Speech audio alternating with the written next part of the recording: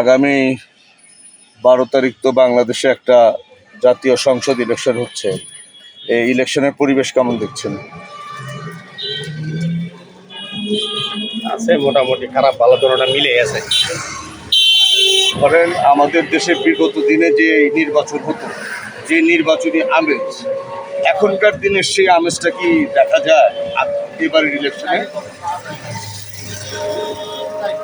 দেখা যায় আবার যায়ও না, যার যার এখন বর্তমানে পরিস্থিতি যেরকম ওরকম ভাবে। এবার যে এই নির্বাচন হচ্ছে, এই নির্বাচনে কি আপনি ভোট দিবেন?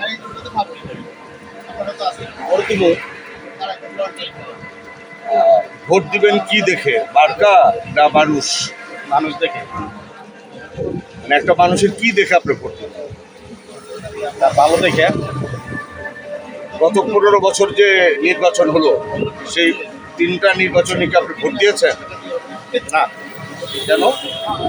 এইটাই ভোট এখন দেওয়া লাগে না, ভোট ভোট এমনি হয়ে যায়।